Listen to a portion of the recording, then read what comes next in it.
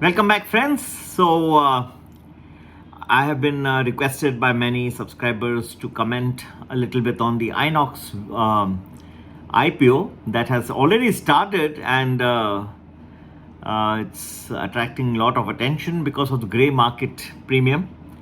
50% of the IPO price is where that premium lies. IPO is 14,145.9.32 crores, and it involves an OFS of 2.21 crore shares. And you can apply for a minimum of 22 shares. It's a pretty interesting IPO in a field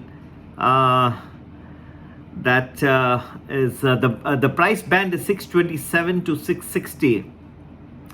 Some of its major clients include Shell Energy, Saint-Gobain, and ISRO. And this is one IPO which is quite a bit in a different field, and it involves in a space called cryogenic solutions, scientific study of very low temperature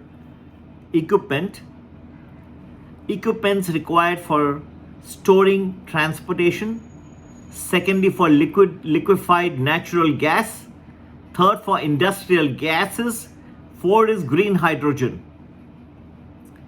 So you know that now there is so much talk about all this green solutions which is less dirty in nature. So then you will say that, well, there is LNG which is somewhere in between. It's not exactly clean, but till that demand is there, all this full transition takes place, still there is a need to transport liquefied natural gas, and you have the cryogenic equipment which involves storing many things like gases at very low temperatures, and that's where INOX comes in the picture. That is to explain it very simplistically, friends. Competitors are mainly outside India, like we have Air Liquide, Lind, these types, and there, yes, this company does go a little lower down if you look at a global competition. And as I said, that 627 to 660 is the price band. EBITDA 22%, price to earnings 39.2. You're looking at this price band.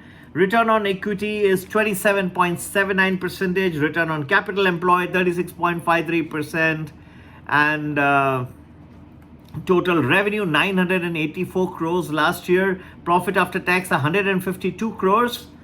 And you have the cryo scientific division which makes equipment that is used in space research.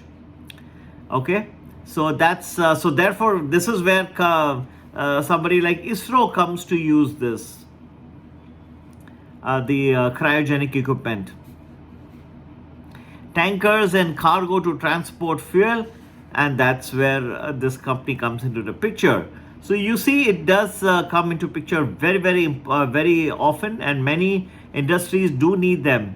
So equipment for dairy industries, biological sample preservation for medical research, and cryogenic kegs for food and beverages. So we have so many things that are coming into the picture.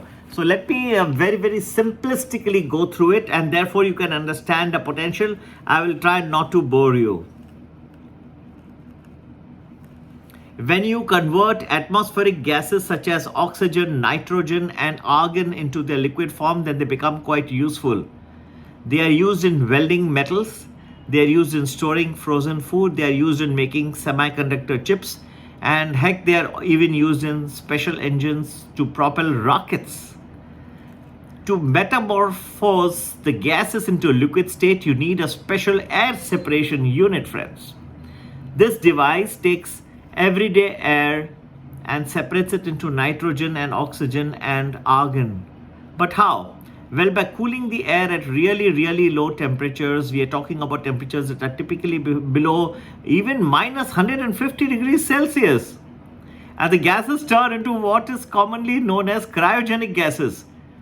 So if you want to store and transport these gases, then you need special equipment too, because these really cold temperatures have to be maintained.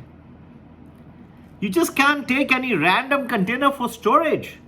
These need to be super insulated so that the liquefied gases are protected from outside temperature. All of this calls for specialized cryogenic equipment, and that's what INOX CVA manufactures. Okay, this is something to explain in very brief. And if you're wondering how the INOX even ventured into this niche domain, well, they found it, right? The young Devendra Jain just graduated and wanted his father's business, so he got into this one. Opportunity was already there in the business of gases. So when they saw an opportunity to make the cryogenic equipment needed to store and transport the liquefied gases, they latched on this one. So you found INOX India. And when the company decided to acquire US-based cryogenic vessel alternatives or CVA in 2009, it became INOX CVA. Okay? Now clear? Today the company, of course, as I explained, is the largest Indian supplier of cryogenic equipment by revenue. In fact, it is 3x bigger than the second largest player, VRV Asia Pacific. And it is consistently profitable with the net profit margins clocking a healthy 16%. Also, with decades of experience under its belt in a specialist industry with limited competition, INOX has acquired a fair bit of the international market as well. It is one of the few Indian companies that's a part of the International Thermonuclear Experimental Reactor ITER project in France.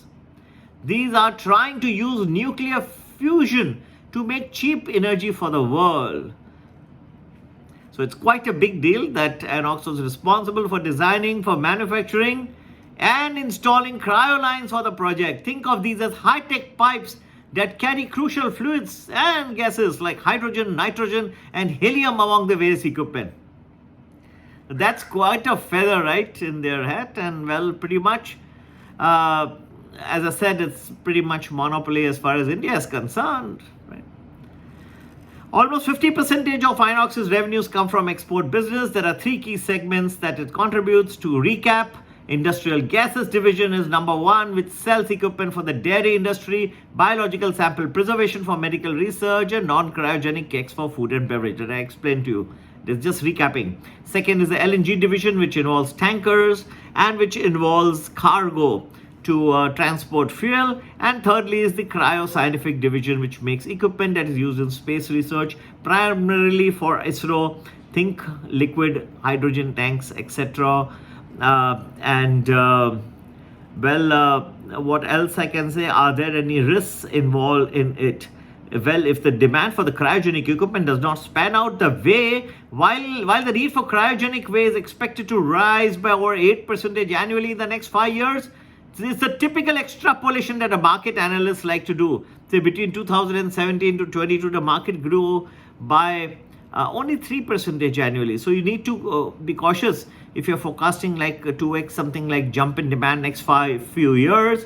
There is a concentration risk. Firstly, that's manufacturing concentration. INOX CVA has got 3 operational facilities, but in fiscal year or financial year 23, around 70% of its revenue came from a single plant in Kalol in Gujarat.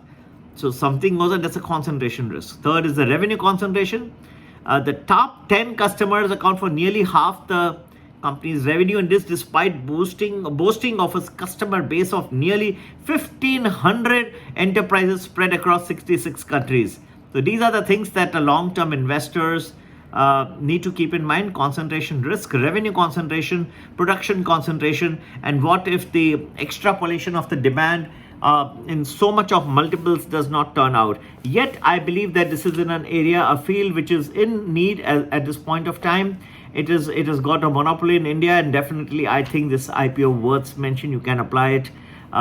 Yes, and if you get it, I think it should have a decent listing. Listing, I believe, is on the 21st, right? 21st of December. So I think the listing should also, as far as I understand, should be a decent one. You should make a good gain, and not only on listing, but also if you keep it for some time, it should be good long-term proposition, or long-term good bet. INOX CVA should be on your list. Happy investing. And yes, do join for the market predictions. Do join our premium plus, or the very simple moderately priced election special package. Number to get in touch for all that is 9820861044. Happy investing. Take care. Bye bye.